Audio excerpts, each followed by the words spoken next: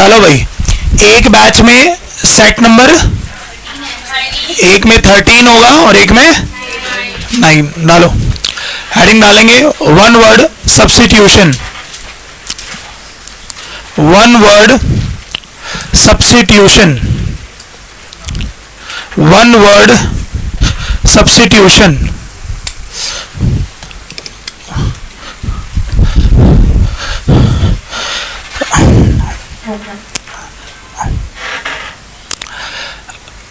डाल दी हेडिंग। देखो, सबसे पहले वन वर्ड सब्स्टिट्यूशन का मीनिंग क्या होता है? अनेक शब्दों के एक शब्द। हमें इसका मीनिंग ऑलरेडी पता है, लेकिन यहां पर क्या है कि जैसे हमने कुछ मेथड पढ़ा था, मैंने शायद आपको निमोनिक मेथड के बारे में नहीं बताया था ना, देखेंगे वो नेक्स्ट क्लासेस में मिलेंगे निमोनिक मेथड, ठीक है। बट निमोनिक मेथड का हमने डायरेक्ट एक पर्पस पढ़ लिया था, जिसको हमने बोला था क्या, पी, आर और एस बताया था ना ये मेथड, जिसमें हमने पी का मतलब क्या सीखा था भाई, प्रीफिक्स, आर का मतलब क्या सीखा था, रूट, और एस का मतलब क्या सीखा था, सफिक्स। अभी मैं सबसे पहले आपको कौन से वर्ड्स करवा रहा हूं, सारे रूट्स वाले, ताकि आपके पास नंबर ऑफ वोकैबुलरीज बहुत सारी आ जाए, ठीक है भाई, ताकि भाई आप लोगों को वर्ड से बहुत सारे वर्ड बनाना इजीली आ जाए। जैसे हमने लास्ट क्लास में बहुत वर्ड पढ़े थे ना भाई, जैसे हमने एक वर्ड पढ़ लिया MEL मेल, या फिर MELLA मेला, या फिर MALE। जब भी आप ये तीन वर्ड से कोई भी प्रीफिक्स देखते हो तो उसका मीनिंग पॉजिटिव होता है, नेगेटिव होता है। तो यानी कि अब एटलीस्ट एक बात माइंड में बैठ गई, बिकॉज ऑफ रूट वर्ड्स। समझ गए ना भाई।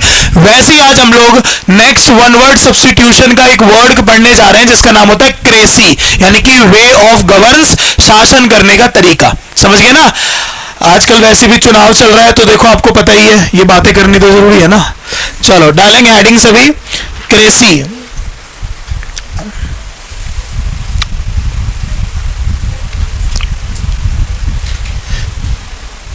मेथड वही होगा PRS वाला, ठीक है ना भाई।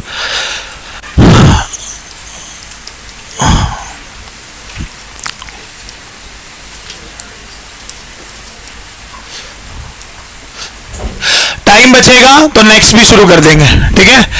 क्या है हमारे पास, क्रेसी। क्या होता है भाई क्रेसी का मतलब? सबसे पहले मैंने अभी बताया, शासन का तरीका। अगर मैं इंग्लिश में बोलूं तो वे ऑफ गवर्नेंस, ठीक है भाई। क्या होता है, वे ऑफ गवर्नेंस, ठीक है।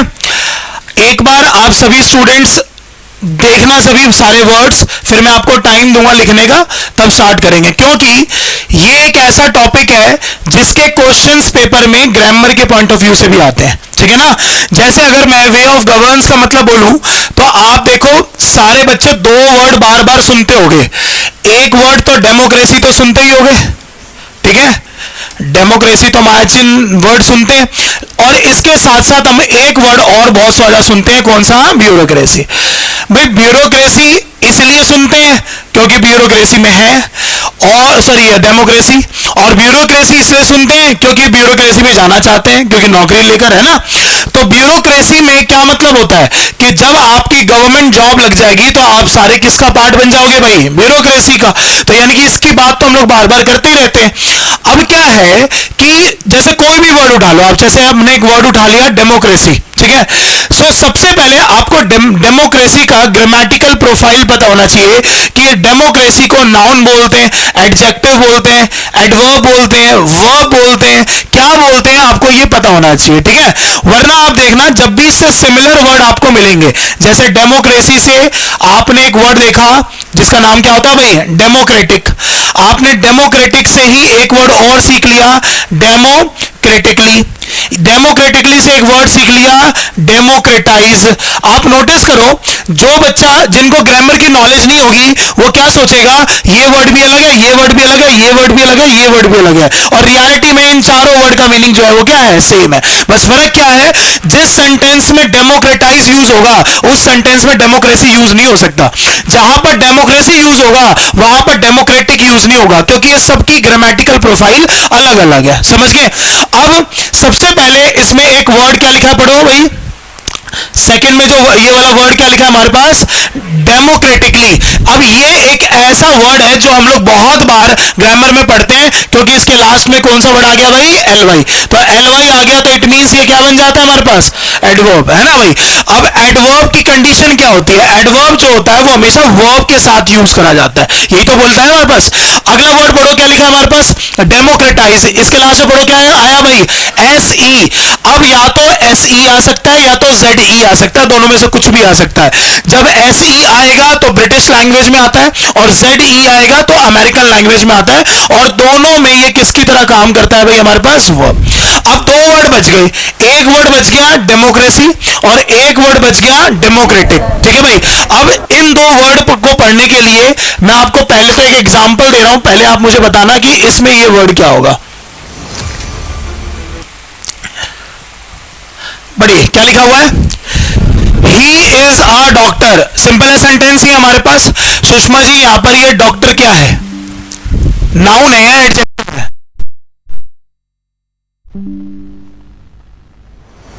ये एडजेक्टिव है। हाँ जी यश, ये यहां पर नाउन है या एडजेक्टिव है, एडजेक्टिव है। कहां थे इतने दिन, आज मुझे ना हेयर कट कराने गया होगा, ज्यादा दूर चला गया था सर। मैम सबसे लास्ट, डॉक्टर यहां पर नाउन है या एडजेक्टिव है, हाँ जी एडजेक्टिव, यस मैम, नाउन है, नाउन है, एडजेक्टिव नाउन है भाई। क्या है भाई, ये नाउन है एडजेक्टिव है, एडजेक्टिव क्या होता है, एडजेक्टिव नहीं पता, अच्छा तुम्हें नाउन पढ़ा रखा है ना अभी इसलिए तुम बोल रहे हो। क्या है बेटा, ये यहाँ पे नाउन एडजेक्टिव है, एडजेक्टिव है, यस एडजेक्टिव, हाँ जी एडजेक्टिव है। टीजीटी देना है ना, हाँ दिक्कत है कि हमें देना है, पता नहीं सामने वाला ले ना ले हमसे पेपर। हाँ जी नाउन है, हाँ जी द मोस्ट हैंडसम बॉय है, एडजेक्टिव है। ध्यान से सुनिएगा, एक बैच को तो चलो ठीक है एडजेक्टिव नहीं पढ़ाया तो भाई तुम आंसर गलत भी दोगे तो चलेगा, क्योंकि मैंने आपसे प्रॉमिस किया हुआ है कि मैं तुमसे वही क्वेश्चन पूछूंगा जो मैंने तुम्हें पढ़ाया है। लेकिन जो दूसरे बैठे हुए हैं, समझ गए, जो बहुत ऊपर उठ चुके हैं, थर्ड फ्लोर तक पहुंच गए ना वो, तो एक बात बताओ यार, तुम्हें अभी तक एडजेक्टिव और नाउन में डिफरेंस करना नहीं आया। अगर आप नाउन और एडजेक्टिव में डिफरेंस ही नहीं कर पाओगे तो क्या फायदा है फिर पढ़ने का यार। मैं आपको बार बार कहता हूं ग्रामर में नंबर नहीं कटवाने, क्योंकि ग्रामर में नंबर कटने की चीज ही नहीं होती, लेकिन सीख लोगे तभी तो होगा। अभी थोड़े दिन पहले एट्रीब्यूटिव और प्रेडिकेटिव एडजेक्टिव्स पढ़ाया था, अगर ये हमारा एडजेक्टिव होता तो ये अपने साथ आर्टिकल लेता, सीधा सा लॉजिक है। अगर ये एडजेक्टिव होता, आपने कभी सुना है he is a smart, she is a beautiful, कभी सुना है ऐसा वर्ड, क्यों नहीं होता, क्योंकि वहां पर वो एडजेक्टिव होता है और वो अपने से पहले नाउन फॉलो नहीं करता।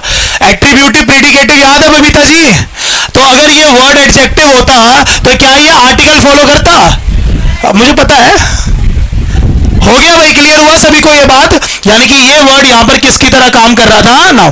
और जिन बच्चों ने कभी भी आज तक एडजेक्टिव नहीं भी पढ़ा होगा उन्होंने पक्का एग्जांपल सुना होगा। कभी बोलते हैं आई एम अ टॉल, कभी बोलते हैं ऐसा सेंटेंस, हमेशा बोलते हैं आई एम टॉल, क्योंकि अगर किसी भी एडजेक्टिव के बगल में अगर नाउन नहीं आता तो वो आर्टिकल भी नहीं लेता, समझ गए ना। हाँ अगर नाउन आता है तब वो आर्टिकल भी लेता है, सीधी सी बात है। यानी कि जैसे फॉर एग्जांपल एक सेंटेंस लिखा होगा कि he is a smart boy, अब ये सही है क्योंकि अब बॉय भी आ गया तो उसके साथ उसने क्या भी फॉलो कर दिया, आर्टिकल। अब एक बात बताओ, ये सारी बातें हमने ऐसे नहीं सीखी थी कि एट्रीब्यूटिव एडजेक्टिव्स होते हैं, प्रेडिकेटिव एडजेक्टिव्स होते हैं। तो अगर मैं बोलता हूं ये डॉक्टर वर्ड क्या है, तो ये वर्ड यहां पर क्या था भाई, नाउन। अब आप बताओ सिमिलरली अगर आपके पास एक सेंटेंस आ जाता कि इंडिया इज अ डेमोक्रेसी, क्या लिखा होता भाई, इंडिया इज अ डेमोक्रेसी, तो मैं पूछूं यहां पर ये डेमोक्रेसी वर्ड क्या बनता, तो क्या रिप्लाई करोगे भाई आप यहां पर, नाउ। आया भाई, सबको समझ में आया, क्लियर हो गया। अभी हमने एक एग्जांपल और देखा कि हमने एक सेंटेंस देखा कि लिखा हुआ है कि he is a smart boy, तो आपने देखा बॉय जो होता है वो क्या होता है भाई, नाउन। ये स्मार्ट वर्ड क्या हो गया, एडजेक्टिव, इसी ने अपने पहले क्या फॉलो करा, आर्टिकल। अब मान के चलते हैं इसी के सिमिलर एक सेंटेंस है हमारे पास कि इंडिया इज अ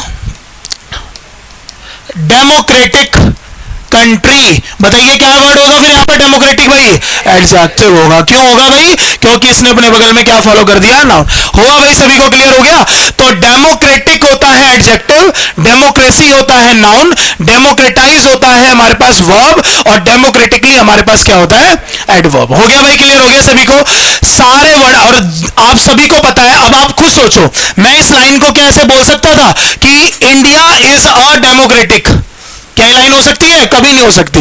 अब देखा, लोग बोलते समय बोल देते हैं इंडिया इज अ डेमोक्रेटिक, ये लाइन ही गलत है, ठीक है, ध्यान रखना। क्या होना चाहिए हमेशा, इंडिया इज अ डेमोक्रेसी। लेकिन अगर आपने ये वर्ड के जस्ट बगल में नाउन यूज कर रहा है, तब आप डेमोक्रेसी वर्ड यूज नहीं कर सकते, तब क्या करोगे यहां पर, डेमोक्रेटिक, क्योंकि ये प्लेस किस वर्ड का है भाई, एडजेक्टिव का। आई भाई बात समझ में सभी बच्चों को। तो जितने भी वर्ड मैं आपको पढ़ाऊंगा, 15-20 वर्ड्स हैं, वो सारे वर्ड्स सेंटेंस के अंदर वर्ब बनेंगे, वो सारे वर्ड सेंटेंस के अंदर एडजेक्टिव बनेंगे, सारे वर्ड एडवर्ब बनेंगे, सारे वर्ड नाउन बनेंगे। इज इट क्लियर भाई, चाहे वो कोई सा भी वर्ड हो। सपोज करो आपके पास एक वर्ड लिखा हो ऑटोक्रेटिक, क्या वर्ड लिखा हुआ है भाई, ऑटोक्रेटिक। अब आपको पता है क्रेसी से ही क्रेटिक बना हुआ है, तो ऑटो का मीनिंग बताऊंगा बस क्या होता है। तो ऑटोक्रेटिक नाउन की प्रोफाइल लेगा या एडजेक्टिव की प्रोफाइल लेगा, एडजेक्टिव। और वही अगर ऑटोक्रेटिक से ऑटोक्रेसी हो जाएगा तो वो क्या बन जाएगा, नाउन। आया सबको समझ में, हुआ क्लियर भाई। चलो अब हम लोग अपने वर्ड स्टार्ट करेंगे यहां से, ठीक है। पहले आप इतना लिख लो सारा।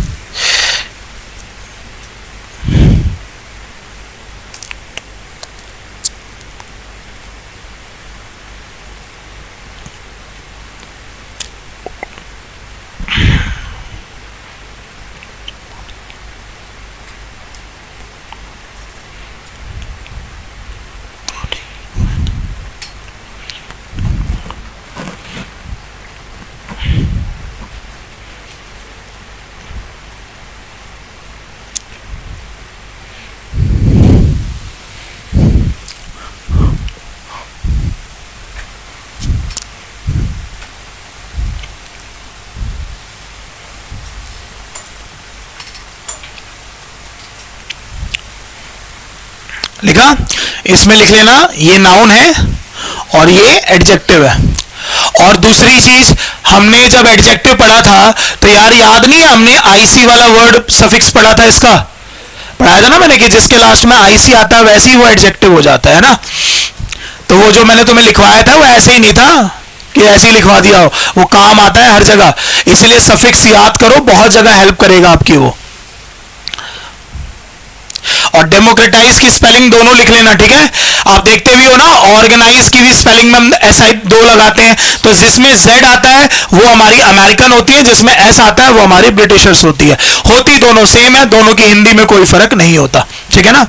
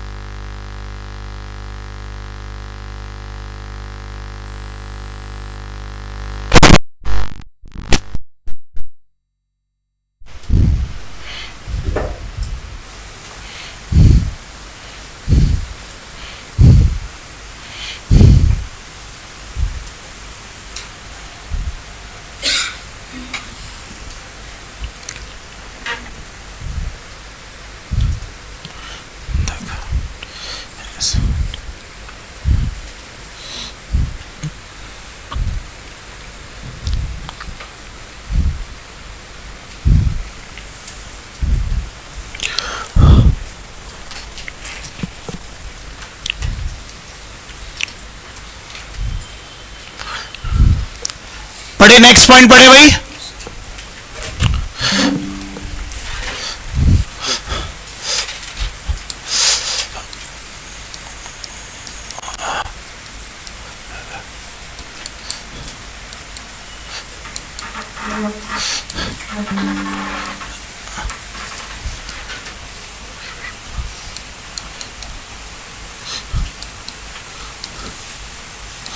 यहां पर एवरी और थिंग अलग अलग लिखा हुआ है, ठीक है।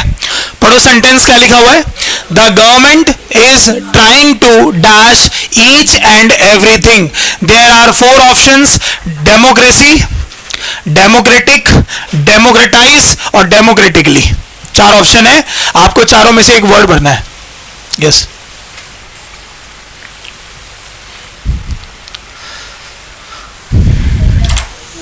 Democracy, Ritika, democratize. हाँ जी,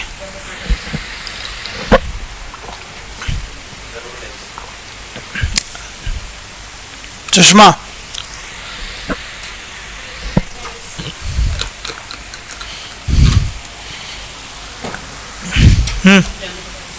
हाँ जी, निखिल क्या है सर, आंसर बता। सबका आंसर चेप लिया, फिर क्यों आंसर देता है जब तुझे नहीं आता तो। हाँ तो ये बोल, सच बोलना जरूरी है, ठीक है ना। कुछ नहीं करके जाएंगे, क्या हो गया, लेकिन गलत नहीं करके जाना। इनमें तो आधों ने आंसर कॉपी करा है, तो तुझे कैसे अलग बनना है सबसे, यही तरीका है। यस मैम, सबसे लास्ट आप बताइए क्यों होगा डेमोक्रेटाइज। एक मिनट बोलिए, ये क्या बात हुई, मुझे तो नाउन लग रहा है, मुझे तो नाउन लग रहा है। और धोनी मूवी नहीं कहता जब आउट हो जाता है, मुझे तो नो बॉल लग रही है। बताइए मुझे तो नाउन लग रहा है मैम यहां पर। हाँ जी, उनसे पहले वर्ब क्यों आएगी,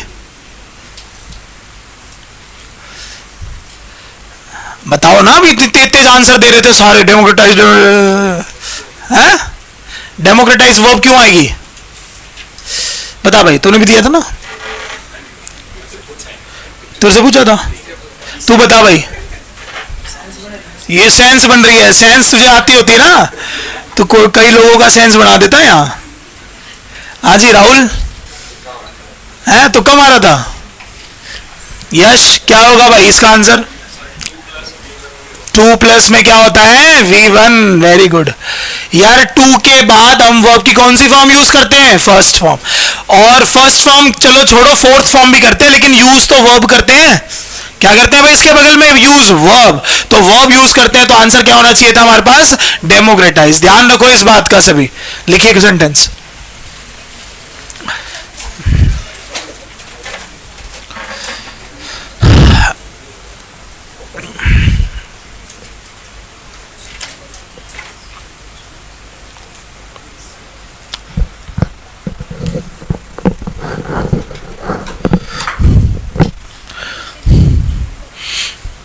डेमोक्रेटाइज वर्ड यूज कर लेना इसमें।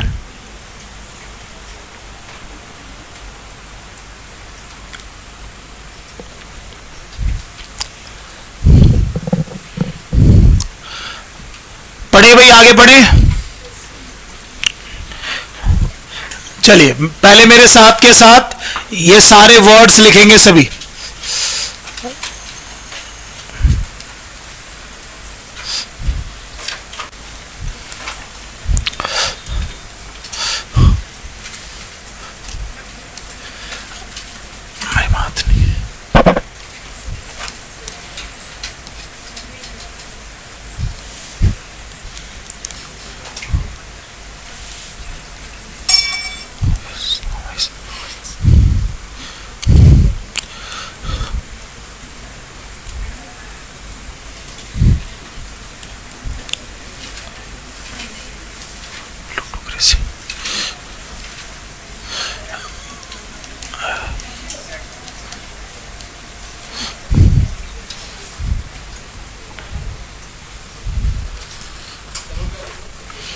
एरिस्टोक्रेसी। हाँ हाँ, नहीं नहीं, लिखो लिखो साथ के साथ। हाँ, आप लोग लाइन में लिखो।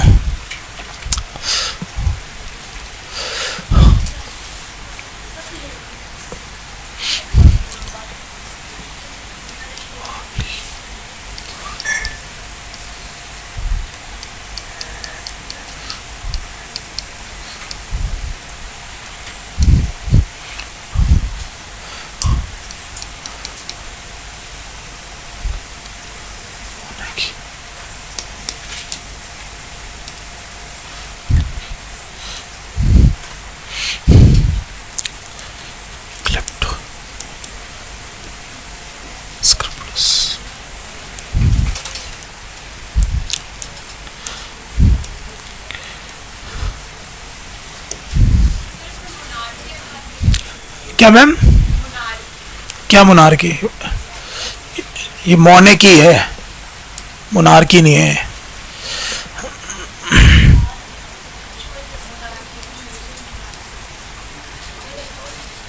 डेमोक्रेसी।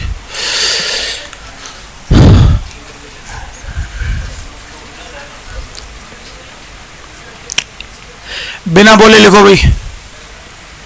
कौन सा कौन सा बोल दूं?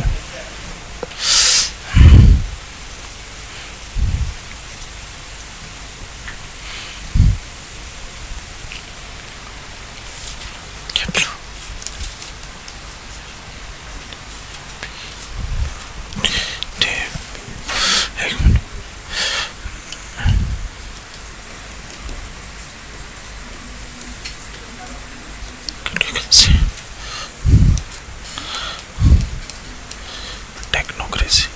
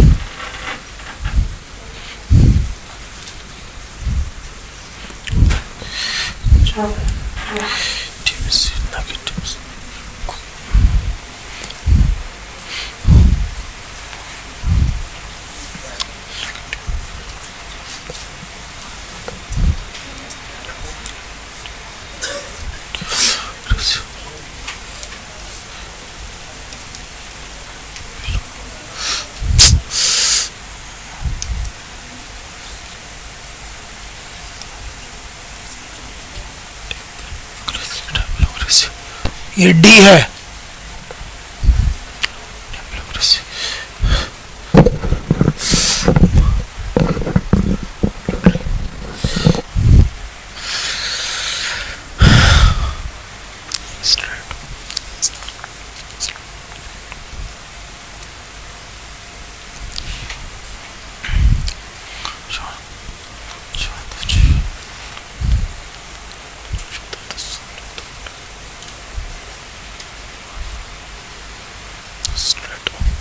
लिखा?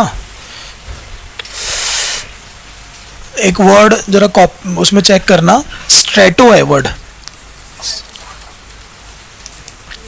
स्पेलिंग चेक कर लो इसकी एक बार। स्ट्रेटो,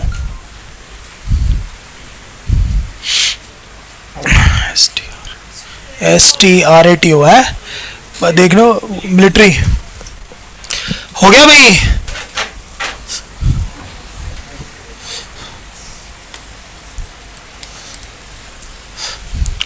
इन्हीं से जो भी वर्ड मिलते जुलते होंगे वो सारे वर्ड कर लेंगे, ठीक है? कितने हो गए वर्ड्स? 22। 21 होता है। 21 हुआ है।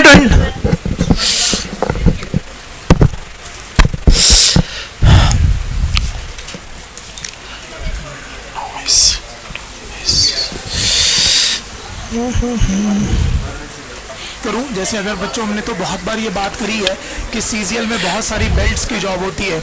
जैसे अगर आप लोग सीबीआई की बात करो, रेवेन्यू की बात करो, सेल्स की बात करो, करें भाई, शुरू करें।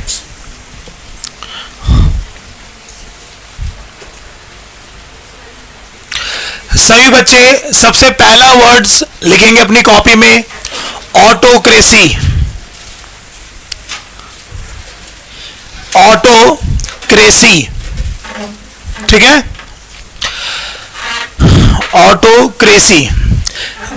सबसे पहले तो ये वर्ड दो वर्ड से मिलके बना है। एक वर्ड क्या है भाई, ऑटो, और एक वर्ड क्या है भाई, क्रेसी। सो सबसे पहले आप ऑटो का मतलब लिखेंगे, यहां पर होता है क्या, इंडिविजुअल। इंडिविजुअल, ऑटो का मतलब क्या होता है भाई, इंडिविजुअल।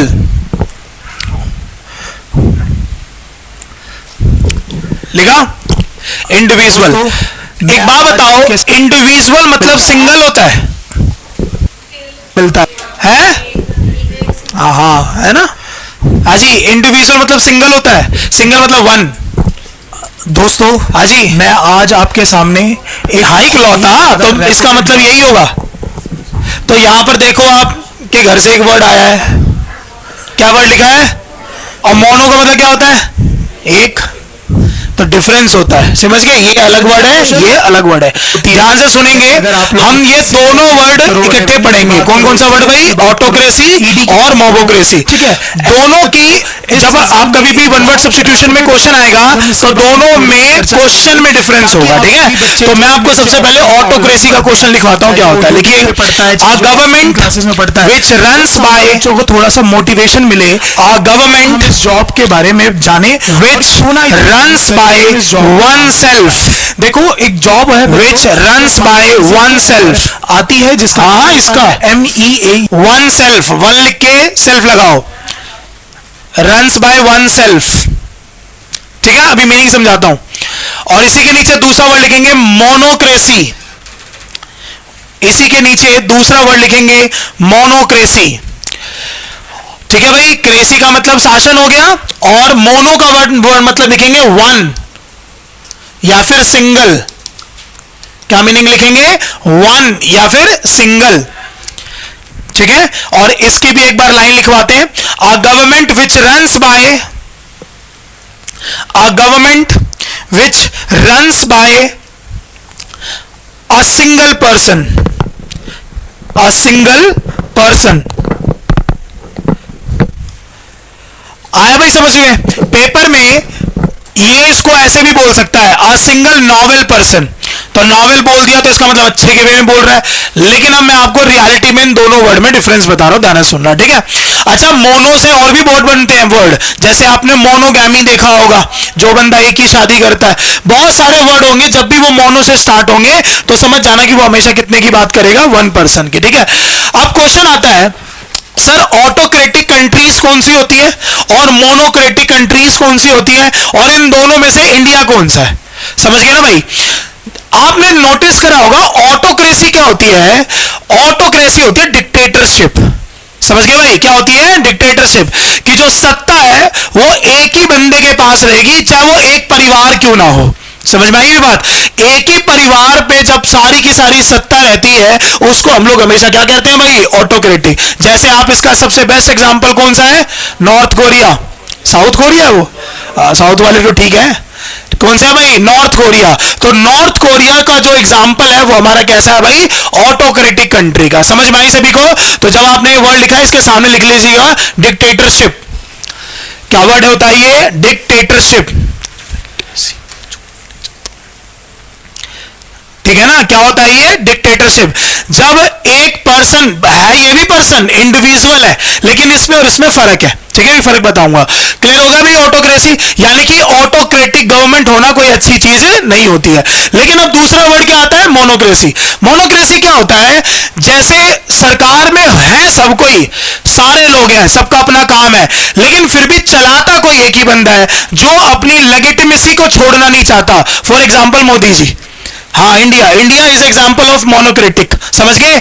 जो आपने इसका ऐसे एग्जांपल देखो, आपने बहुत सारी बार ऐसा नोटिस करा होगा कि जैसे कोई रेलवेज का काम है, मान के चलो कोई रेलवेज का काम है, तो रेलवेज का भी शिलान्यास जो होता है वो मोदी जी करते हैं। समझ गए? अब समझ गए मोनोक्रेटिक कौन होता है? जो अपनी सत्ता को छोड़ना नहीं चाह रहा उसको बोलते हैं मोनोक्रेटिक। और ये अच्छे वे में भी हो सकता है और बुरे वे में भी हो सकता है। समझ गए भाई? इसलिए हम इसको नेगेटिव वर्ड को डिनोट नहीं करते हैं, क्यों? क्या पता कोई अच्छे काम के लिए क्या नाम है गवर्नमेंट में रहना चाहता हो और कोई बुरे काम के लिए भी रहना चाहते हो। आपने नोटिस करा होगा जब 1975 में इमरजेंसी लगी थी तो उस टाइम इंदिरा गांधी ने पार्लियामेंट में एक बिल पास करवा दिया था कि अब से लोकसभा जो है वो 5 साल से ना होकर 6 साल की होगी। इसीलिए 76 के लास्ट तक गया था और 77 में इंदिरा गांधी पहली बार हार गई थी। वो क्या हारी थी? पहली बार इंडिया में नॉन कांग्रेस सरकार आई थी मोरारजी देसाई की। समझ गए ना? तो अब वो इस टाइप के जो फैसले कोई लेता है ना उन सबको मोनोक्रेटिक पर्सन बोलते हैं। समझ में आया सबको? तो सिंगल पर्सन का मतलब क्या होता है कि गवर्नमेंट होती है लेकिन फिर भी जो काम होता है वो एक ही बंदा बताता है हर चीज में, उसको बोलते हैं क्या? मोनोक्रेटिक। ठीक है ना? जो अपनी लेजिटिमेसी को छोड़ना नहीं चाहता, जो इंडिविजुअल शासन करना चाहता है उसको बोला जाता है क्या? मोनोक्रेटिक। लेकिन देखो फिर से डिफरेंस क्या था दोनों वर्ड में? मैंने क्या कहा? आप मोनोक्रेसी को डिक्टेटरशिप नहीं बोल सकते। डिक्टेटरशिप जो होती है वो क्या होती है भाई? ऑटोक्रेसी। क्योंकि ना ऑटोक्रेटिक गवर्नमेंट क्या होती है? जैसे भाई मैंने आपको एग्जांपल दिया नॉर्थ कोरिया का। अब नॉर्थ कोरिया का जो बंदा है ना वो कहता है कि जैसा मैं हेयर स्टाइल रखूंगा वैसे सारे रखोगे। तो ये मोनोक्रेटिक पर्सन नहीं कह सकता। समझ गए ना? क्योंकि वो अपनी पर्सनल चीज को दूसरों पे थोपता है, उस व्यक्ति को हम लोग ऑटोक्रेटिक बोलते हैं। समझ में आया सभी को? हो गया भाई? दोनों वर्ड में क्लियर हो गया? आप इसको पॉजिटिव और नेगेटिव से भी याद रख सकते हो। ये नेगेटिव होता है और ये पॉजिटिव होता है। एक बार सीपीयू के एग्जाम में ये क्वेश्चन आया था, a government which runs by a novel person के under single novel person, sorry क्या लिखा हुआ था? A government which runs by a single novel person, और वहां पर मोनोक्रेसी और ऑटोक्रेसी दोनों था। समझ गए? क्या आंसर होना चाहिए था उसका? मोनोक्रेसी। हो गया भाई सभी को? और यहीं से एक वर्ड आता है मोनोगैमी। कौन सा वर्ड आता है भाई? यहाँ लिख रहा हूं, मोनोगैमी। गैमी का मतलब होता है विवाह। तो जो एक पर्सन से शादी करता है उसको हम लोग क्या बोलते हैं भाई? मोनोगैमी। ठीक है? और इसी का अगर आप एक से ज्यादा के लिए बोलते हो तो कौन सा वर्ड यूज हो जाता है? बायगैमी। यानी कि क्या वर्ड होता है भाई? सॉरी, बाय हो जाता है तो नाम दो के लिए। ठीक है? एक जॉब है बच्चों जो हम, और जब दो से ज्यादा की बात करते हैं तो वो क्या हो जाता है? पॉलीगैमी। ऐसे ही यहां से एक वर्ड बना है मोनोथीस्ट। क्या बना है भाई? मोनोथीस्ट। थीस्ट कौन होता है? जो भगवान में विश्वास करता है। तो मोनोथीस्ट क्या होता है? जो एक भगवान में विश्वास करता है। क्लियर हो गया भाई सबको? अगर वर्ड लिखा होगा बायथीस्ट, क्या मतलब हो गया? जो दो भगवान में बिलीव करता है। और अगर वर्ड लिखा होगा पॉलीथीस्ट तो क्या मतलब हो गया इसका? जो दो से ज्यादा भगवान में बिलीव करता है। हो गया भाई सभी को? क्लियर हो गया? ये सारे के सारे रूट वर्ड्स हैं। समझ गए? पॉली हो गया, बाय हो गया, मोनो हो गया। ये सारे वर्ड आगे पढ़ाऊंगा मैं आप लोगों को एक एक करके। पढ़ लिया भाई? दोनों वर्ड क्लियर हो गया भाई सभी को? आप ना कंट्रीज से भी याद रखना, तभी आपको ये वर्ड्स याद रहेंगे। चलिए भाई, नेक्स्ट इंपॉर्टेंट वर्ड है थियोक्रेसी। थियोक्रेसी एक जॉब है बच्चों जो हमारी सीजीएल के अंडर आती है, जिसका नाम होता है, दोनों में चलाता है, लेकिन इसमें और इसमें डिफरेंस होता है। ये थोड़ा सा काम देश के लिए भी करता है, लेकिन ये अपने पर्सनल यूजेस में काम करता है। ऑटोक्रेसी एक समझ गए ना? इसीलिए हमने इसमें एक वर्ड कौन सा यूज किया? डिक्टेटरशिप। डिक्टेटरशिप क्या होता है? डिक्टेटरशिप होता है जब एक बंदा अपने समुदाय के लिए काम करेगा, अपने परिवार के लिए काम करेगा, जैसे एडॉल्फ हिटलर होता है। समझ गए ना? तो एडॉल्फ हिटलर को सबसे बड़ा डिक्टेटरशिप क्यों माना जाता था? क्योंकि वो सिर्फ एक ही तरीके की राजनीति करता था। समझ गए ना? वो और बहुत लोग आज भी बहुत लोग, देखो मैं बिल्कुल ऑन कैमरा बोल रहा हूँ, लाइव बच्चे ही पढ़ रहे हैं, आज भी एडॉल्फ हिटलर को बहुत सारे लोग अच्छे मानते हैं। इससे क्या पता चलता है कि जब हम बूढ़े हो जाएंगे, प्रेजेंट करोगे मतलब तुम लोग, मैं तो थोड़ा लेट होऊंगा, ठीक है? तो जब हम बूढ़े हो जाएंगे तब उस टाइम यही चलेगा कि मोदी जी जो थे वो ठीक थे या क्या थे। बस वो देख लेना आप आने वाले टाइम पे, जब आप बड़े हो जाओगे ना बिल्कुल, तो आपके छोटे जो घर में रहेंगे वो सारे यही डिस्कस करते होंगे, यार ये जो डिसीजन लिया गया था ये डिक्टेटरशिप में नहीं आता। आज भी जैसे जर्मनी के लोग आज भी ये इसके ऊपर डिस्कस करते हैं। समझ गए? वरना ऐसा नहीं हो सकता था कि कोई इतनी भयंकर कंपनी थी ये मर्सिडीज। समझ गए? इतनी भयंकर कंपनी नहीं थी कि आज दुनिया में मर्सिडीज का नाम है, उसी की वजह से है। समझ गए, एक प्रांत को आगे बढ़ाने का काम। तो वैसे ही आप अडानी जी का नाम सुनोगे, यार बताओ इतना पैसा है इसके पास, होता है ना मिलियन ट्रिलियन, पता नहीं कितना पैसा होगा। और यही याद कर लो, एक एग्जाम में भी एक क्वेश्चन हो रहा था 5 ट्रिलियन में कितने जीरो होते हैं, होता है ME, ये जीके का क्वेश्चन आया था 5 ट्रिलियन में कितने जीरो होते हैं। यानी कि सीजीएल शर्म सी आ जाएगी अगर मैं तुमसे पूछूंगा तो छोड़ दो। में आप लोगों की समझ गए भाई, हो गया, दोनों वर्ड क्लियर हो गया। नेक्स्ट वर्ड लिखेंगे थियोक्रेसी। मैं बात करूं, ठीक है, ये याद कर लिया करो, ठीक है। 10 की पावर जितने तक होती है, कम से कम 20 तक, इंडिया को समझ गए। लास्ट पढ़ते हो 5 ट्रिलियन में जो आपको 12 तक होती है, लेकिन आप कम से कम भी याद रखा करो 20 तक, जो 10 की पावर 20 तक के कितने वर्ड्स होते हैं, क्योंकि काम आते हैं भाई मैथ्स में। आउट ऑफ अभी आप बैंकिंग का एग्जाम नहीं देते हो ना, जब बैंकिंग का एग्जाम दोगे ना, जब आपको ऐसे क्वेश्चंस पढ़ने को मिलेंगे, तब आप बोलोगे यार इसमें तो मल्टीप्लाई कर सकते हैं और कुछ नहीं कर सकते, इसलिए वहां पर याद करना पड़ता है। अच्छा, थियो का मतलब क्या हो गया भाई, गॉड या रिलीजन, दोनों में डिफरेंस है ना। गॉड अलग है, रिलीजन अलग है, समझ गए ना। गॉड ने रिलीजन बनाया है, समझ गए ना भाई, इंसान ने रिलीजन बनाया। तो यहां पर इसका मतलब है रिलीजियस, रिलीजियस वर्ड लिखेंगे रिलीजियस। और इसका क्वेश्चन आता है किस टाइप से लिखेंगे, a government which ruled bye, a government which ruled bye religious policies, religious policies. अब आप ध्यान से सुनना, ये जो वर्ड है, अब आपने सोचा रिलीजियस मतलब अच्छा ही वर्ड होगा, रिलीजन से रिलेटेड है, धर्म से रिलेटेड है, ऐसा कुछ भी नहीं है, ठीक है। ये वर्ड एक नेगेटिव वर्ड डिनोट करता है, क्योंकि इसका मतलब होता है धार्मिक कट्टरपंथी की सरकार को थियोक्रेसी बोलते हैं। आए दिन केरल की सरकार पे और यूपी की सरकार पे हमेशा इन दोनों का एलिगेशन लगता रहता है, क्योंकि वहां पर क्रिश्चियंस के लिए होता है, यहाँ पर मुस्लिम्स के लिए होता है, ठीक है। तो थियोक्रेटिक ऐसा नहीं है कोई राम राज की बात हो रही हो, समझ गए, वो नहीं होता। यहाँ पर थियोक्रेटिक होता है कि जब धार्मिक कट्टरपंथी से कोई सरकार चलाई जाती है तो उसको क्या बोलते हैं भाई, थियोक्रेसी, हो गया। अब थियो से ही अभी मैंने बताया था थीस्ट वर्ड बना था, थियोलॉजी बना था। अब थियोलॉजी, लॉजी का मतलब क्या होता है, साइंस या फिर स्टडी, और थियो का मतलब क्या होता है, रिलीजन। जो यानी कि रिलीजन की पढ़ाई करता है उसको थियोलॉजिस्ट पर्सन होता है वो, और वो किस चीज की पढ़ाई करता है, थियोलॉजी की। तो जब भी थियो वर्ड आएगा तो इसका मतलब किससे होगा, रिलीजन से, हो गया वर्ड। और मैं फिर से बता रहा हूं, ये कोई पॉजिटिव वर्ड फिर से नहीं है, कैसा वर्ड है ये, नेगेटिव है, ठीक है। अगला वर्ड लिखेंगे नियोक्रेसी, ऑफ एक्सटर्नल अफेयर्स, यानी कि सीजीएल में एकमात्र ऐसी जॉब जिसमें आप लोगों की जो नौकरी लगेगी वो आउट ऑफ इंडिया लगेगी। यानी कि अगर मैं बात करूं, जब आप लोगों की नौकरी लगेगी, नियोक्रेसी, ठीक है।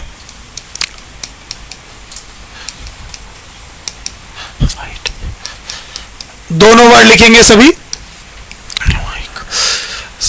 नियोफाइट और नोवाइस, नियोफाइट और नोवाइस, इन दोनों का मतलब होता है बिगिनर्स। दोनों का क्या, तीनों का, नियो का भी क्या मतलब होता है इसका, बिगिनर्स, बिगिनर्स। नौ सिखिया कौन होते हैं, नौ सिखिया, जो इमेच्योर है। हाँ जी मैम, तीनों का मतलब सेम है, मतलब ये तो शासन नहीं है ये, लेकिन ये दोनों वर्ड का मतलब है नौ सिखिया, नया नया। इसके लिए मैंने आपको एक इडियम्स भी सिखाया है, क्या होता है, कौन सा, ग्रीन, ग्रीन हॉर्न, ठीक है ना। ग्रीन हॉर्न पर्सन क्या कहलाता है, नोवाइक, समझ गए भाई। अब बताओ क्रेसी का मतलब क्या हो गया, और नियो का मतलब क्या हो गया, तो क्या मतलब हुआ इसका, हाँ, जिस सरकार के पास एक्सपीरियंस नहीं होता शासन करने का, उस सरकार को हम लोग क्या बोलते हैं, नियोक्रेसी। एक बार और सुनो, नियोक्रेसी का एक और मतलब होता है, जैसे कभी कोई कंट्री में, खासकर जैसे आपने देखा होगा श्रीलंका में, क्या होता है कि जैसे कोई कोलैप्स हो जाती है चीजें, भाई अब तो सब कुछ बर्बाद हो गया, जब हम कोई चीज नए तरीके से भी शुरू करते हैं ना, वो भी नियोक्रेसी का पार्ट होता है, समझ गए ना। यानी कि एक तो इनएक्सपीरियंस के तो बोलेंगे बोलेंगे, लेकिन अगर कभी भी गवर्नमेंट नए तरीके से काम करती है तो उसको भी हम लोग क्या बोलते हैं भाई, नियोक्रेसी, ठीक है। चलो इसका वर्ड लिखो, कैसे आएगा पेपर में, a government which runs by, a government which runs by, a government which runs by inexperienced people,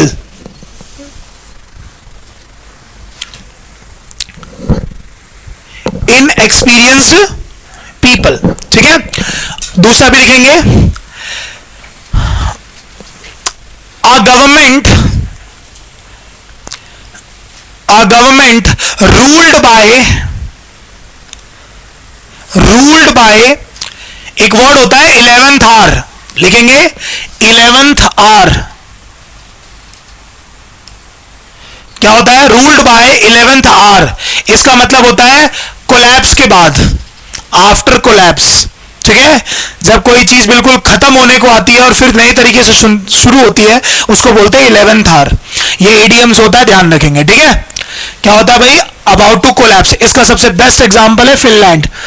बहुत लोग आज भी इसका एग्जांपल देते हैं, और आई डोंट नो आप लोग जीके में इस कंट्री के बारे में पढ़ते हैं कि नहीं पढ़ते, समझ गए?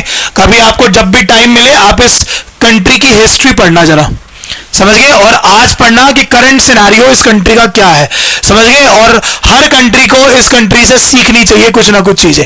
हालांकि हार्वेस्टिंग वगैरह तो इनके पास नहीं है क्योंकि यूरोप है। अब यूरोप में होता ही क्या है? या तो गोरे आदमी होंगे या तो गोरी बर्फ होगी, तो दो में से और कुछ नहीं होता वहां पर, ठीक है? तो फिनलैंड ना बिल्कुल कोलैप्स हो गया था, समझ गए? लेकिन जो इसमें गवर्नमेंट, नई गवर्नमेंट आई, उनकी पॉलिसीज इतनी बढ़िया हो गई कि ये हेल्थ में सबसे आगे हो गए।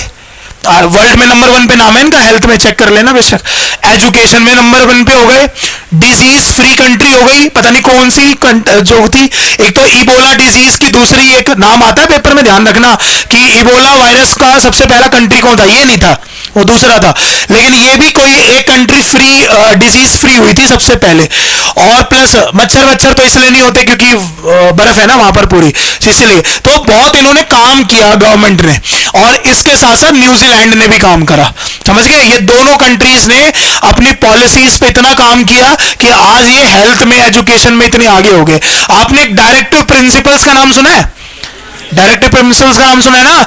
डायरेक्टिव प्रिंसिपल्स की जो पहली बात उठी थी 2006 में, जब मनमोहन सिंह उस मीटिंग का पार्ट बने थे, समझ गए ना? तब इन्होंने ये प्रपोजल लेके आए थे कि जो हमारी नेशनल एजुकेशन पॉलिसी के अंदर 1986 में कि 6 से लेकर 14 साल तक के बच्चे के लिए फ्री एजुकेशन होगा, वो यहीं से आया था भाई, समझ गए? जब इनकी मीटिंग हुई थी अमेरिका में या लंदन में, तो उस मीटिंग से बात स्टार्ट हुई थी। और मनमोहन सिंह वो तो ग्रेट आदमी थे, उन्होंने इतना दिमाग लगाया कि अगर मैं इसको सिर्फ एक रूल बना दूंगा, तो रूल बनाने के बाद तो कोई भी फॉलो करेगा नहीं करेगा। अब रूल तो इंडिया में कितने सारे हैं। उस बंदे ने दिमाग लगाया, उसने फंडामेंटल राइट ही चेंज कर दिया। फंडामेंटल राइट टू प्रॉपर्टी 6 को इग्नोर कर दिया, मतलब एबॉलिश कर दिया, और उसकी जगह पर राइट टू एजुकेशन एक्ट 2009 को इंप्लीमेंट कर दिया कि मतलब फंडामेंटल राइट दे दो बच्चे को कि 6 से लेकर 14 साल तक फ्री एजुकेशन है। समझ रहे हो? ये होता है जेन्युइन काम, और ये लाने इंपोज करने वाले ये लोग थे, समझ गए ना? और इसी की वजह से आज भी यूके में सारे, यूके एक नहीं है, पता है ना? उसमें वेल्स भी आता है, स्कॉटलैंड भी आता है, लंदन भी आता है, समझ गए? यूके में फ्री एजुकेशन होती है 12 तक फ्री एजुकेशन है। अमेरिका में भी फ्री है। चाइना के कुछ पॉइंट्स में फ्री है, मतलब वो कुछ है, वो है ना, चाइना तो अपने आप में ही महान है ना, तो वो कुछ चीजों में फ्री करता है, समझ गए ना? और एक जॉब अगर आपकी लग जाए, आप सबकी लग जाए, उसकी वीडियो आएगी आज शाम को, मैंने कल उसको शूट करा था, ठीक है? और वो होती है ministry of external affairs, MEA, समझ गए? ये आपकी CGL के थ्रू लगती है भाई।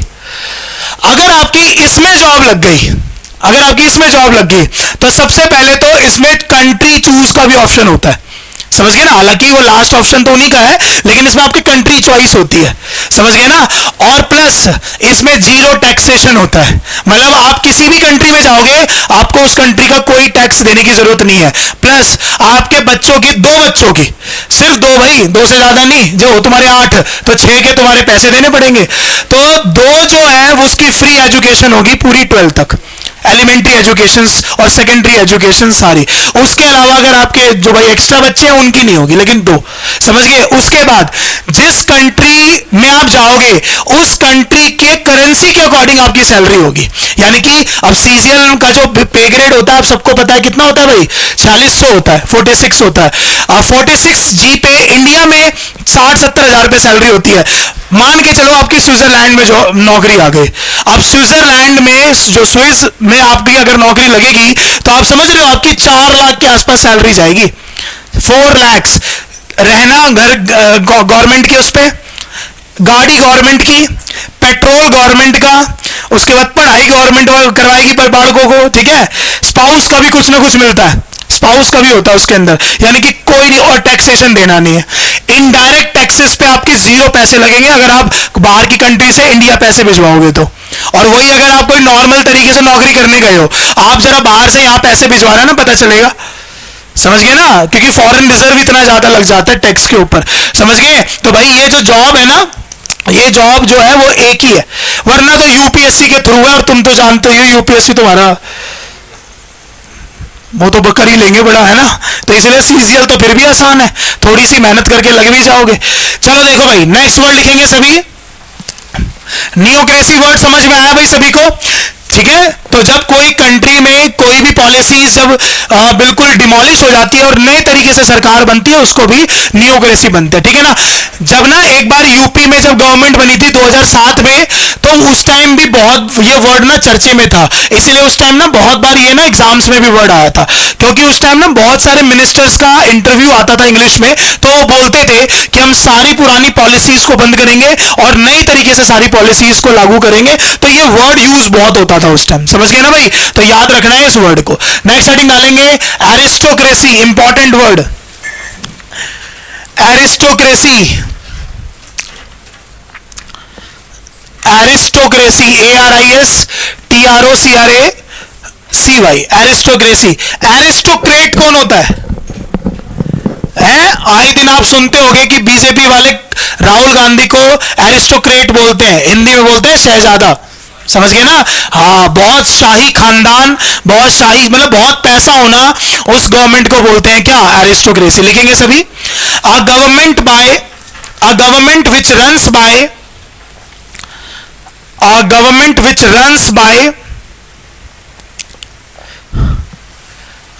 well reputed family, comma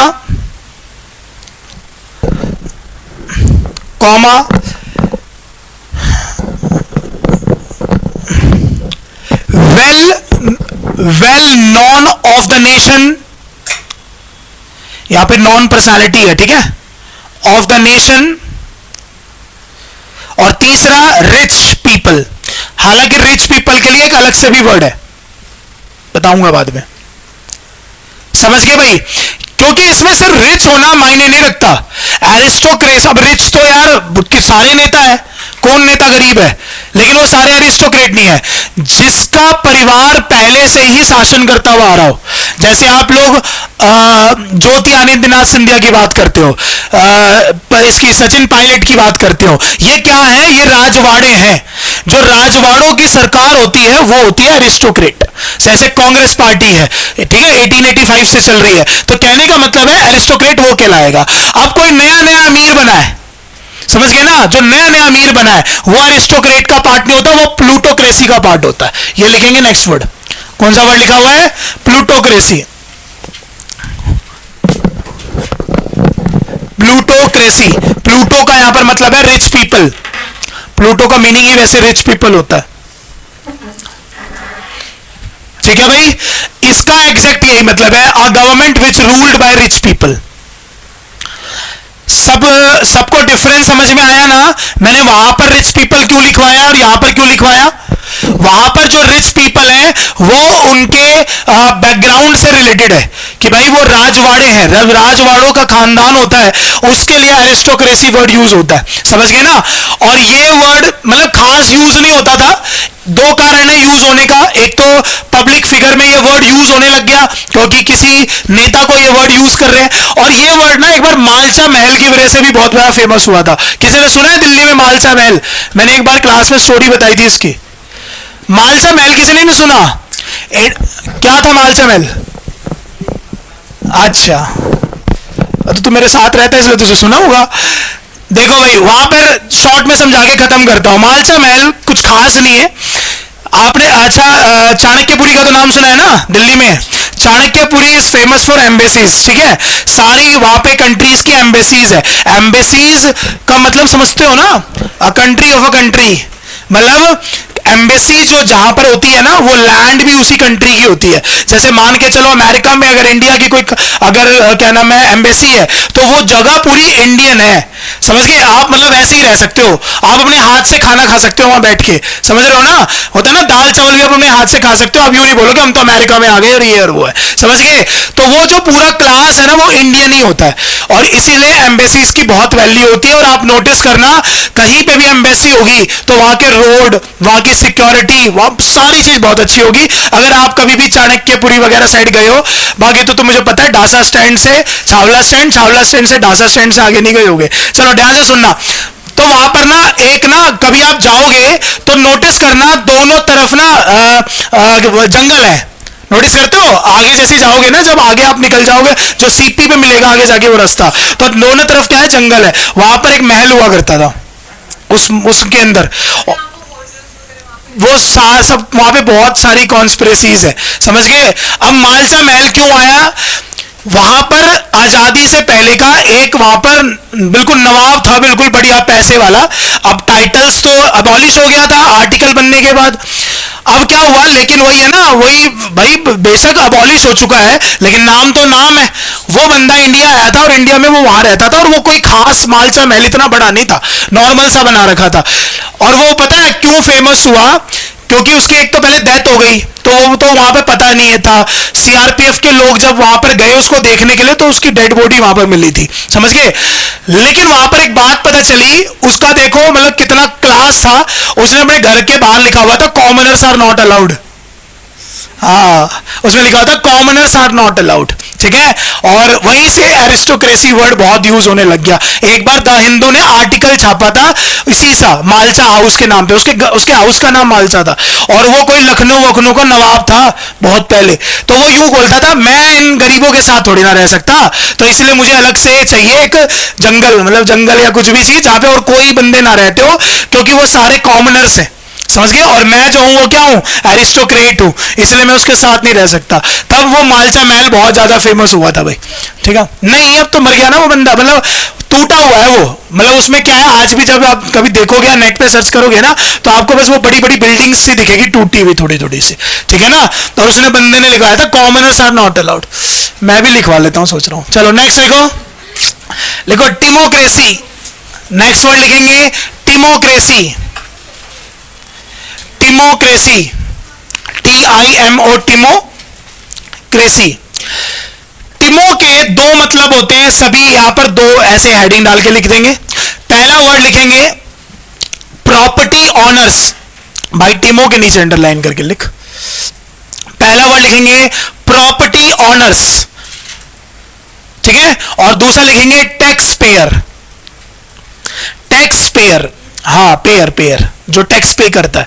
यानी कि टिमोक्रेसी कौन सी गवर्नमेंट को कहलाते हैं, जिस कंट्री की जो सरकार है वो सिर्फ और सिर्फ किस पे रिलायबल है, किसके ऊपर डिपेंड है, या तो टैक्स पेयर पे या फिर प्रॉपर्टी ऑनर्स पर, ठीक है ना। लिखेंगे इसको भी, अ गवर्नमेंट विच रूल्ड बाय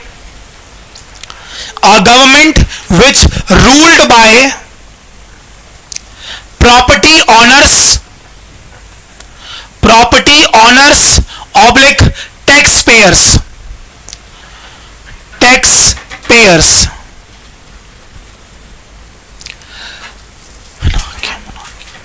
हो गया भाई सभी को। नेक्स्ट दोनों वर्ड इकट्ठे लिख लेंगे, मोनार्की और एराकी, ठीक है। मोनार्की नहीं पढ़ते इसको, मोनार्की, आर नहीं पढ़ना दोनों में। और ये दोनों वर्ड एक दूसरे के अपोजिट है, आपको ऐसे याद हो जाएगा ये वर्ड। हाँ, मोनेकी और एनार्की क्या होता है यहां पर, इसका मतलब मोनेकी तो सुना होगा आपने, हाँ राजा और रानी की सरकार। लिखेंगे a government which ruled by king और queen. A government which ruled by king और queen, for example Saudi Arabia. जितनी भी मिडिल ईस्ट कंट्रीज हैं सारी शो ऑफ करती हैं, बढ़िया पैसा ही इतना है। आ गई थी ना आंधी तूफान, चला गया ना सब कुछ, मानते ही नहीं है। वो तो ठीक है, लेकिन पानी आया तो कुछ भी है, प्रॉब्लम तो हुई ना। देखो भगवान मतलब सच में कुछ ना कुछ करता जरूर है, वो नहीं देखता कि ये ड्रामेबाजी नहीं चलेगी। और यही हाल थोड़े दिन में रशिया का भी होगा, हो तो रहा ही है। अभी अभी सिखाऊंगा, ऑलिगोक्रेसी है रशिया में। बस वो किस लिए बचे हुए हैं, उनके पास नेचुरल रिसोर्सेज बहुत अच्छे हैं, और होंगे नहीं क्या, सबसे टॉप पर है और प्लस इतना बड़ा, तो भाई रिसोर्सेज तो होगा। नहीं, रशिया की कुछ सिटीज में होता है, वो उसमें है जो, हाँ, जो नॉर्वे सिटी कंट्री है ना, जो उस तरफ में लगते हैं ऊपर की तरफ, कभी आप मैप में देखना तो जो ऊपर की तरफ सिटीज है ना उसमें होता है वो, समझ गया। उसमें क्या होता है, उसमें दिन और रात दोनों का ही कुछ नहीं पता चलता।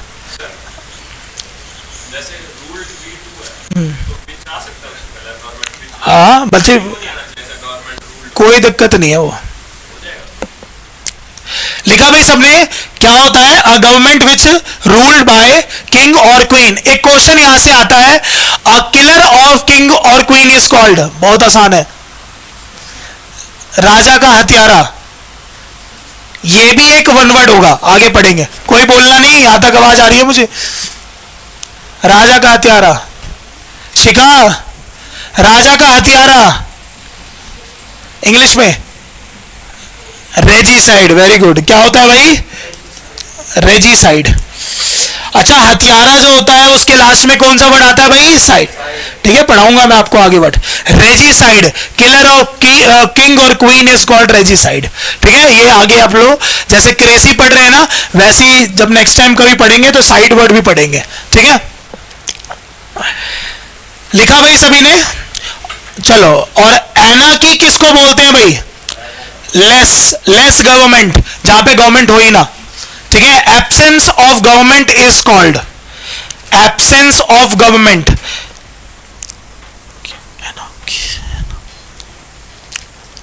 ठीक है, एनार्की। इसका एग्जाम्पल आप ऐसे याद रखोगे, पाकिस्तान, क्योंकि वहां पर कोई भी जो भी प्राइम मिनिस्टर होता है वो अपना टेन्योर ही नहीं पूरा कर पाता, समझ गए ना। चलिए नेक्स्ट वर्ड लिखेंगे सभी, क्लैप्टोक्रेसी। क्लैप्टो, KLEPTO, और क्रेसी, क्लैप्टोक्रेसी, क्लैप्टोक्रेसी। डन, क्लैप्टोक्रेसी। एक वर्ड होता है क्लैप्टोमेनिया, और यहीं से होता है क्लैप्टोमैनिक। बहुत बार कोई काम करता है, बोलता है ये तो क्लैप्टोमैनिक काम है, इसका मतलब क्या हो गया है ना, ना क्या होता है, चोर। हाँ, चोर होता है इसका मतलब। लैटिन लैंग्वेज में क्लैप्टो को थीफ बोला जाता है। ठीक है, और वो रुक जा, अरे वो क्रिप्टो होता है भाई। हाँ तो ये वही बोल रहे, पूछ लो। है ज्यादा मनी, इनको नहीं बताया मैंने भी, 2 का डबल 4 तुम्हें ही बता रखा है, और तुम इतने हरामी हो, करते ही नहीं हो कुछ भी। कहता हूं ना मैं 500 रुपए जोड़ा करो महीने में, फिर क्यों नहीं मानता। तू मेरे से 2016 में पढ़ने आया था ना, अच्छा 2008 में। चलिए लिखेंगे। अच्छा, क्लैप्टोक्रेसी का मीनिंग समझ में आया, इसका मतलब क्या है, चोर। अच्छा मुझे इसका बताओ, क्या इसका मतलब ये कि चोरों की सरकार, फिर क्या है, जो सरकार चोर है, तो फिर क्यों वोट देते हो, बताओ भाई बताओ। क्लैप्टोक्रेसी का मीनिंग, जिस सरकार की मंशा ये होती है कि सारा कुछ हम रख ले, पब्लिक को कुछ भी ना दे, उसको बोलते हैं। मतलब मंशा होती है, इनकी मेंटालिटी होती है चोरी कर लेना। और चोरी करने का यहां पर मतलब क्या है कि अगर कोई पॉलिसी आप बना रहे हो तो वो उसका फायदा गवर्नमेंट पब्लिक को ना हो, इसको बोलते हैं क्लैप्टोक्रेसी। समझ गए, लिखेंगे सभी। A government which runs by, A government which runs by thieves, और ब्रैकेट में लिख लेना चोरी की मंशा। क्या है, उसको दे दो, उसको बोलो सीरियल वाइज लगा दे। समझ गए भाई। और क्लैप्टोमेनिया, क्लैप्टोमेनिया क्या होता है, मेनिया का मतलब क्या होता है, एक्सेस। कोई चीज, जैसे कोई चीज बीमारी बन जाती है, जिसकी लत लग जाती है, वो मेनिया कहलाती है। तो जब किसी को चोरी करने की आदत हो जाती है तो उसको बोलते हैं क्लैप्टोमेनिया। लिख लोगे ना, क्रेसी हटा के मेनिया लिख लेना, MANIA, चोरी करने की लत।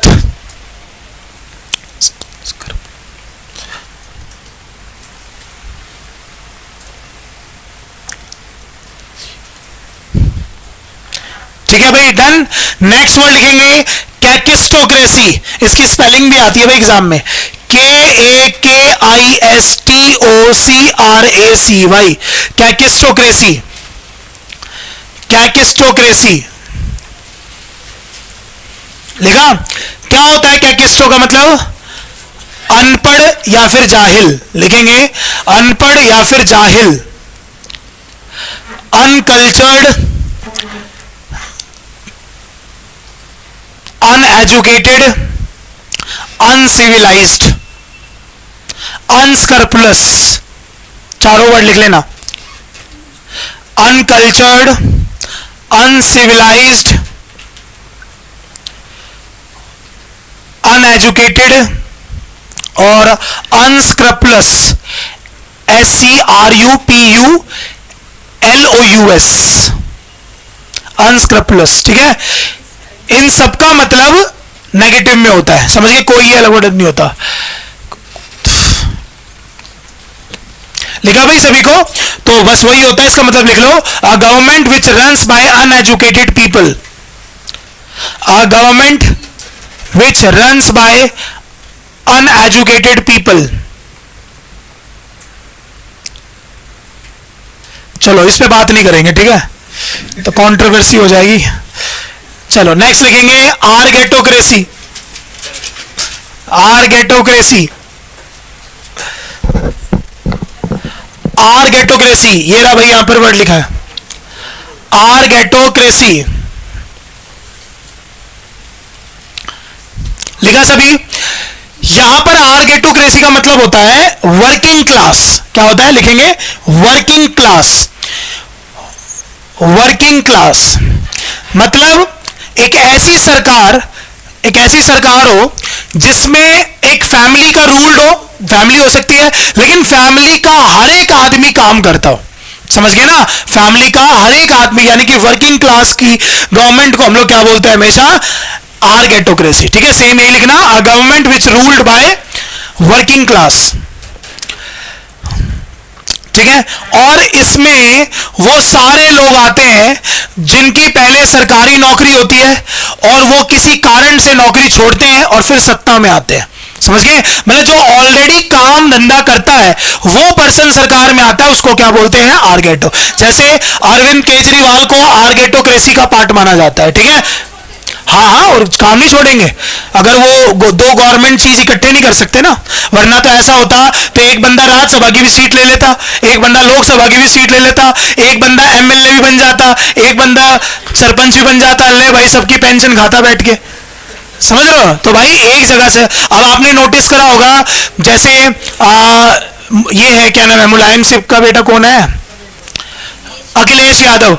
अब अखिलेश यादव जी जो है वो एमएलए है, अब वो एमपी का अगर चुनाव लड़ लेंगे तो उनको एमएलए की सीट छोड़नी पड़ेगी। समझ गए ना भाई? तो दो जगह नहीं रह सकते। हो गया भाई, आर्गेटो का मतलब क्या हो गया?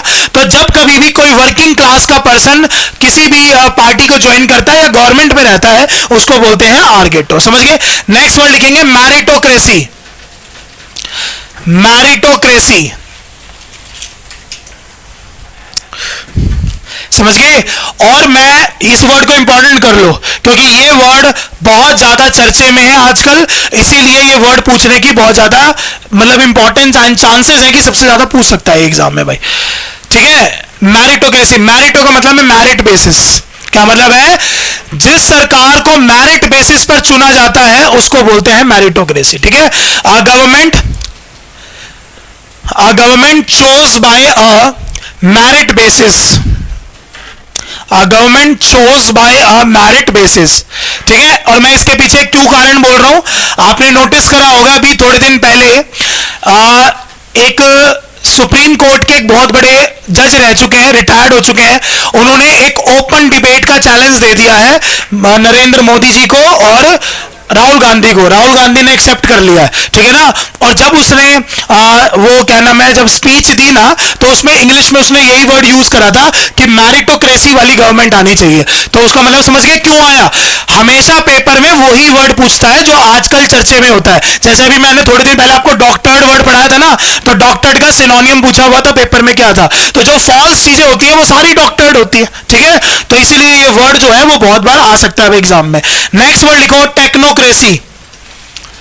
टेक्नोक्रेसी, इसका सबसे बेस्ट एग्जांपल है जापान। इसका सबसे बेस्ट एग्जांपल है जापान। जैसे अभी यूपी गवर्नमेंट ने टेक्नोक्रेसी यानी कि जापान की एक बहुत अच्छी पॉलिसी जो है वो अभी अपने क्या नाम है विधानसभा में यूज करी है। वो है नो पेपर।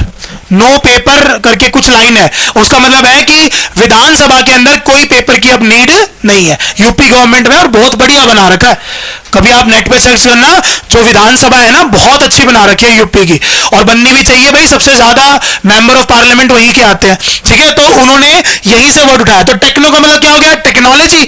जिस सरकार के आधे से ज्यादा काम टेक्नोलॉजी से चलते हैं उन सबको क्या बोलते हैं भाई, technocracy. A government which runs by technically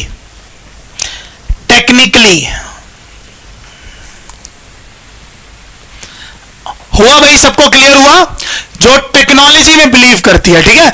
और इसका एक और एग्जाम्पल है कर्नाटका यानी कि बेंगलोर, ठीक है। वो भी बहुत ज्यादा टेक्नोक्रेसी के पीछे पड़े रहते हैं भाई। हो गया भाई, सब इसको समझ में आया। नेक्स्ट वर्ड लिखो यार, ये तो वर्ड मैंने छुड़वा ही दिया था, सबसे पहले पढ़ना था, ब्यूरोक्रेसी। ब्यूरोक्रेसी समझ गए भाई। ब्यूरो का मतलब क्या होता है, ऑफिसर्स। ब्यूरो का मतलब होता है officers. A government which ruled bye officers is called bureaucracy.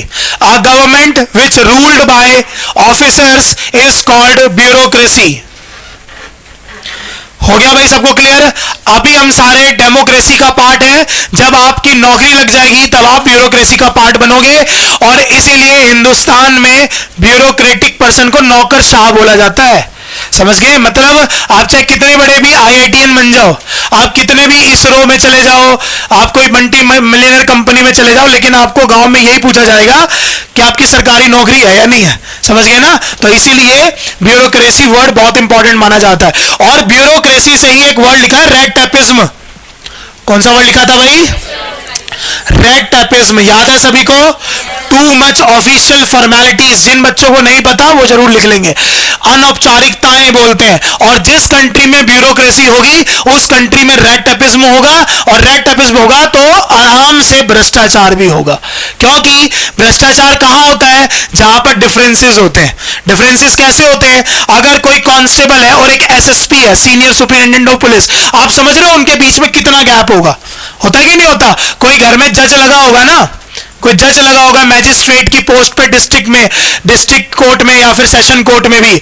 आप कि कभी कोई गाड़ी रुकवा ले या कुछ भी, हालांकि ऐसा नहीं करना, मैं वैसे बता रहा हूं, ठीक है यार, ऑनलाइन पढ़ाता हूं ना, इसमें दिक्कत हो जाती है, ठीक है। तो क्या होता है कि आपका अगर कोई चालान कटता है, मैं एग्जांपल दे रहा हूं, और आप उनको यूं कह दो कि ये मैजिस्ट्रेट से बात कर लो, तो उनको अथॉरिटी नहीं होती कि वो वहां से बात कर ले, वो कहेंगे बड़े साहब बात करेंगे, समझ गए। क्योंकि सब इंस्पेक्टर या इंस्पेक्टर ही बात कर सकते हैं, कांस्टेबल हेड कांस्टेबल नहीं बात करते। कभी भी नोटिस करके देख लेना।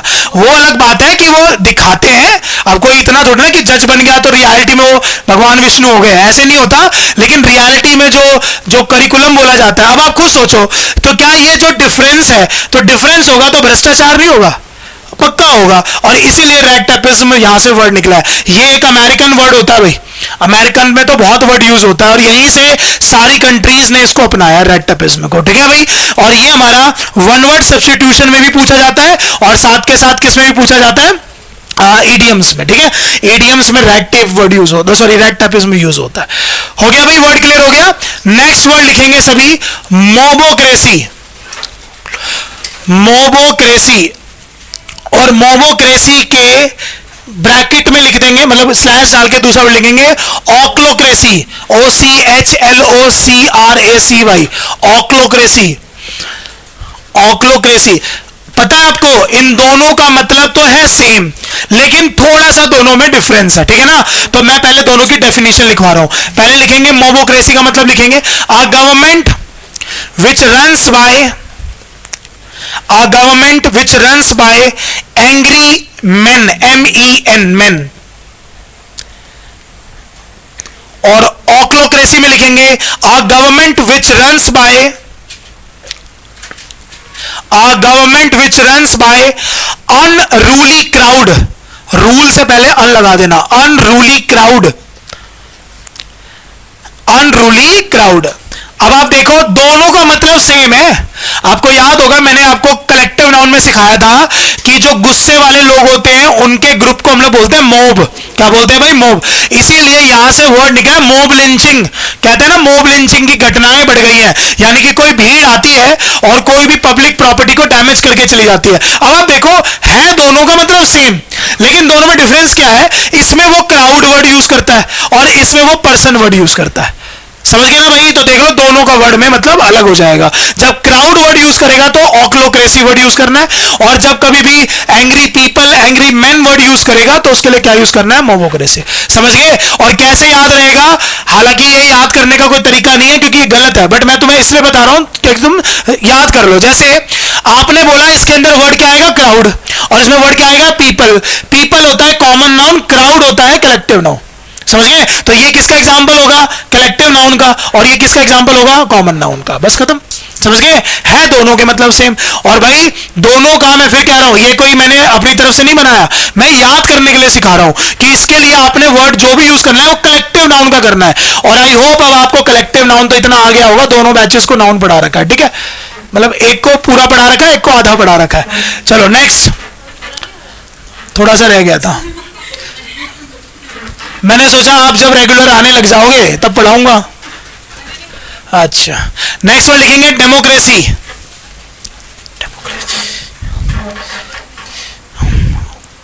लिखा? एक वर्ड होता है डेमोक्रेसी और एक होता है डेमोग्राफी। सबने KGF का पार्ट चैप्टर 2 देखा है? देखा है सबने? तो जब वो प्राइम मिनिस्टर से मिलने जाता है, मस्त सीन नहीं हो? तो जब वो नहीं देखी, छोड़ दो, ठीक है? तो जब वो उनसे मिलने जाता है प्राइम मिनिस्टर से, वो किसका रोल है पता आपको? इंदिरा गांधी का। मतलब वो मैच करते हैं ऐसा है नहीं, मतलब वो मैच कर, क्योंकि देखो आज तक तो भाई लेडी एक ही इतनी मतलब आयरन लेडी आई है, वो है इंदिरा गांधी। इंदिरा गांधी बिल्कुल टॉलरेट नहीं करती थी किसी भी चीज को, चाहे वो विपक्ष का नेता। ये सारे पता है आजकल आप सुनते होगे CBI ने इसके ऊपर रेड मार दी, इसको ये भाई ये सारे सताए हुए लोग हैं। हाँ, ये तुम्हें ऐसा लगता हो, ऐसा कुछ नहीं है। कल देखना सरकार बदलेगी फिर से ये इनको ऐसे करेंगे, ये देश में चलता रहेगा। और ये शुरू करने वाली इंदिरा गांधी जी थी। सच है ये बात बिल्कुल। इंदिरा गांधी अपने खिलाफ नहीं सुनती थी कुछ भी चीज, कुछ भी हो जाए। हालांकि काम भी अच्छे करे, मैं यूं नहीं कह रहा, लेकिन वो अपने खिलाफ नहीं सुनती थी कोई भी चीज। और कोई बाहर का बोल दे तो वो तो और नहीं सुनती थी। जैसे पाकिस्तान हो गया, इधर का हो गया, उधर का हो गया, अमेरिका से भी युद्ध हो जाता, वो तो शुक्र है हमारा दोस्त है रशिया, इसलिए वो बचा के रखता है हमेशा। की कहता है वो है ना, कोल्ड वॉर चलता रहता है उनका। तो एक बात बताओ, जब मन मन में गाली देके बात बन सकती है तो क्यों गाली देनी है? समझ गए ना? तो यही काम करता है हमेशा अमेरिका और रशिया। वरना एक बात बताओ, जिस देश से लड़ाई हुई यूक्रेन से, क्या अमेरिका का फर्ज नहीं बनता था कि अमेरिका भी लड़ जाता? इतना नेटो में पावर देने की बात करता था, छोटा सा बेचारा देश था, बिल्कुल ऐसा चुन्नू मुन्नू सा, बिल्कुल इतना सा है वो देश। आप बताओ, प्यारा सा देश था। आपने अगर एक मूवी देखी होगी RRR, देखिए, तो RRR में जो गाना है ना, नाचो नाचो, वो वहीं पे शूट हुआ है, पूरा पूरा वहीं पे शूट हुआ है। वो दिखाया दिल्ली का सीन है, वो कहता है ना दिल्ली का सीन है बिफोर इंडिपेंडेंस, मतलब इंडिपेंडेंस से पहले इतना बड़ा घर था। वो जेलेंस्की का प्रेसिडेंट हाउस है, आप पढ़ लेना, आपको उसके बारे में पता चलेगा। आप बताओ कितनी मूवीज की शूटिंग होती थी। प्लस उस कंट्री की एजुकेशन बहुत सस्ती है। हमारे यहाँ से आधे से ज्यादा बच्चे वहां पढ़ने MBBS वगैरह करने जाते थे, क्योंकि वहां MBBS आराम से 40 लाख से कम से हो जाती है। इंडिया में होती है 1 करोड़ में। देख लो भाई कितना डिफरेंस है ना।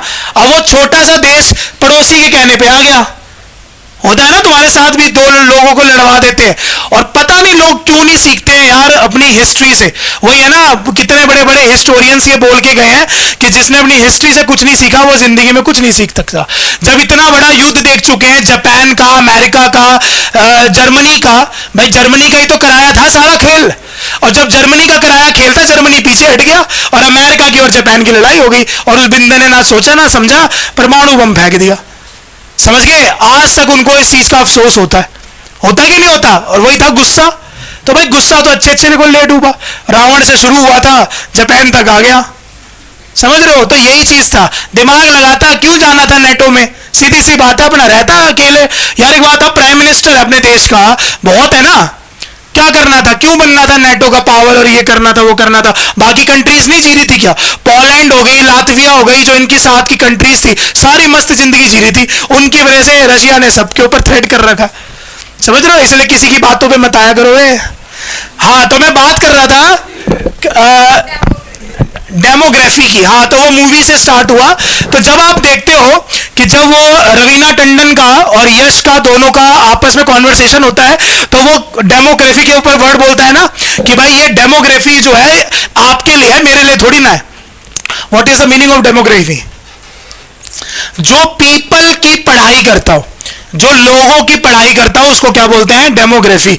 यानी कि study of people is called demography. ठीक है ना भाई? स्टडी, वहां का क्या सेंस होता है? स्टडी। और डेमोक्रेसी होता है लोकतंत्र, जहां पर लोगों का तंत्र यानी कि लोगों का शासन होता है, उसको बोलते हैं क्या? डेमोक्रेसी। समझ में आया भाई? डेमोग्राफी भी पढ़ा दिया, आगे भी पढ़ेंगे ग्राफी वाले सारे वर्ड्स। ठीक है? हाँ, रूट वर्ड होता ही है किसके? हाँ, ग्राफी का मतलब ऐसी स्टडी के सेंस में होता है। अगला वर्ड लिखेंगे ऑलिगोक्रेसी। ऑलिगोक्रेसी, ऑलिगोक्रेसी, ये लिखा oligocracy. Russia is an example of oligocracy. ठीक है? ऑलिगो का मतलब होता है माफिया। क्या मतलब होता है? माफिया। जहां पर माफिया रूल्ड करता है उसको बोलते हैं oligocracy. A government which ruled by mafia. A government which ruled by mafia. और अच्छा भी इंग्लिश वर्ड है, नहीं पता? ACHA, अच्छा एक इंग्लिश वर्ड है। और हाँ जी, गुड, गुड का सिनोनियम है। छोड़ो, ये अंग्रेज बहुत तेज है, इनकी बातों में मत आओ। ये देखने में सुंदर होते हैं, इतिहास गवाह है, ये हमेशा गद्दारी है। ठीक है? हाँ, चलो भाई, लिख लिया सबने ऑलिगोक्रेसी। और माफिया होने का कारण मैंने भी थोड़ी देर पहले बताया था, नेचुरल रिसोर्सेज। गैस इतनी सारी है इनके पास, वुड इतना सारा है, जंगल इतना सारा है। अब जिसने भाई, प्रकृति ने इन लोगों को माफिया बनाएगा, कौन नहीं बनाएगा जब आपको पता है। अब आप सुनते हो चंदन की जो लकड़ी होती है वगैरह, अब तुम्हें पता चल जाए ना यहाँ मिलती है, तुम सारे पढ़ाई लिखाई छोड़ के इलीगल काम करने लग जाओगे। हालांकि गवर्नमेंट का उस पर कंट्रोल है, लेकिन आप सोचो गली मोहल्ले के कोने पे लगती है वो मिले, तो तुम नहीं सोचोगे भाई वहां से खरीदते हैं वहां बेचते हैं। तो इनको मतलब इनको ना गॉड ने ही इनको बहुत अच्छा मतलब रिसोर्स दे रखा है। समझ गए? चलो नेक्स्ट वर्ड लिखेंगे सभी, स्टेरोक्रेसी। लिखोगे भाई नेक्स्ट वर्ड, स्ट्रेटोक्रेसी। STRATO, स्ट्रेटोक्रेसी। जहां पर मिलिट्री का शासन होता है, जैसे आपने म्यांमार में भी सुना था। ठीक है ना? जहां पर मिलिट्री रूल्ड करते हैं उसको बोलते हैं stratocracy. A government which ruled by military personnel, PERSONNEL, personnel. ठीक है? Military personnel. और लास्ट वर्ड है डायब्लोक्रेसी। लास्ट वर्ड है डायब्लोक्रेसी। डायब्लो का मतलब क्या होता है? अरे ये तो बहुत जरूरी है, यही तो चल रहा है देश विदेश में। डेविल, डेविल, जो सरकार डेविल द्वारा सरकार चलाई जाती है। A government which ruled by devils. कोई वर्ड तो नहीं रह गया ना? Devil, a government which ruled by devils. समझ गए ना भाई? मतलब जो गलत प्रैक्टिसेस करते हैं उसके लिए भी वर्ड यूज होता है। हो गया भाई, सारे वर्ड हो गए। चलो आज तो भी रहने देते हैं, टाइम नहीं बचा। और नेक्स्ट क्लास में करेंगे विव और VIT, विट। हो गया, क्लियर हो गया? घर जाके सारे वर्ड ये पढ़ लेना भाई एक एक, ठीक है?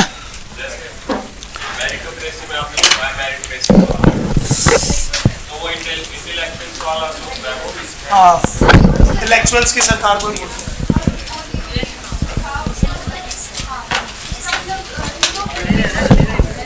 रूल ऑफ, हाँ तो फ्यू पीपल नेगेटिव है ना, वो माफिया ही तो होता है।